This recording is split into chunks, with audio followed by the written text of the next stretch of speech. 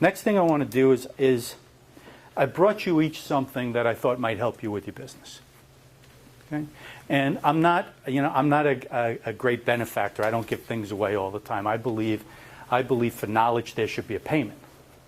Okay? But I brought you each something that we actually published about 3 years ago, and it became a New York Times bestseller. And it's Amazon, Wall Street Journal, New York Times bestseller. We wrote a book. And it was a lot about our client experiences and how we believe a business should be run. Okay? It's confrontational. It's contentious. It's direct. A lot of people don't like it. And here's what I say to everybody. If you get one thing out of it that makes your life better, dismiss everything else.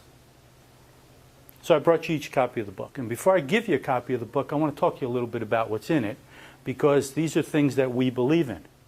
When you're in business, you are in business for you first. You first.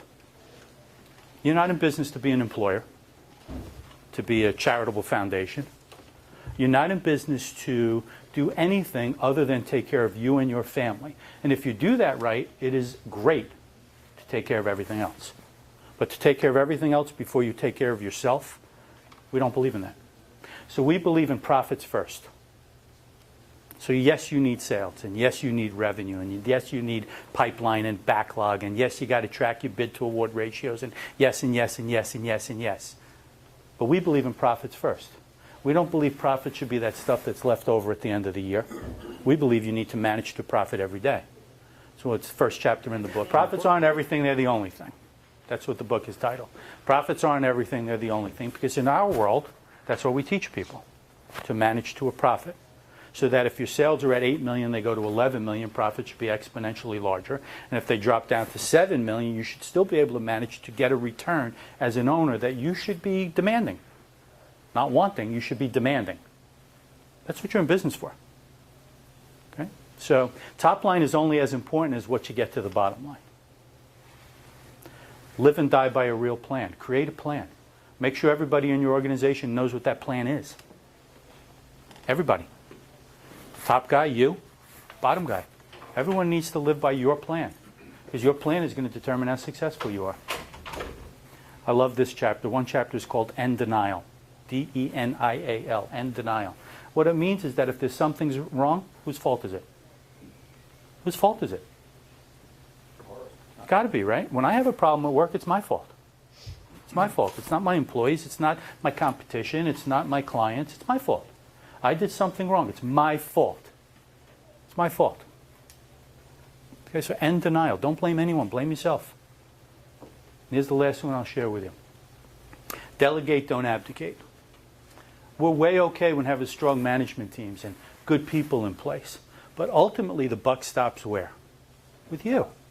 With you. So who authorizes the payments? Who demands to know where the receivables are all the time? Who's on everybody's ass that the change orders are processed properly? My retention is paid. Who's doing these things? Don't trust anyone to do things for you that you need to do. Make them all accountable for doing their job. I lied. I'm going to tell you one more chapter, okay? Pay for performance. If people perform, reward them. If they don't perform, deal with them. I don't believe in turnover for the sake of turnover. I don't buy it, I don't believe in it, and I never will. It costs too much money, creates too much angst in your life when you have turnover. But sometimes it's necessary. Demand what you want and hold everyone accountable. So now I'm going to give you a copy of the book. Okay? Now, read it, don't read it, find one thing in it that can help you. Use it as a paperweight. Right? New York Times bestseller. A lot of people have liked it. Find one thing in it and it was worth your time. I don't have any magic sermon for you. I didn't prepare one. I'm not going to give you one. You know your business. You should each know where you want to be in your business. You know, and if you've been in business for 10 years or 20 years or 30 years, you should be asking yourself, am I where I should be for myself and my family?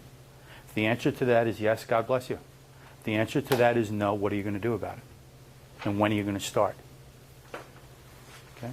So you younger generation have more time to make up for the last 3 years, 4 years that have been a disaster.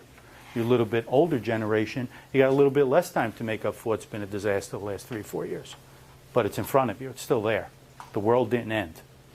But it's a different world. It's a different playground. Everything's changed. What we knew 5 years ago doesn't exist anymore. It may never exist in my lifetime. I'm almost 57 years old. I don't expect it to be the way it was 10 years ago.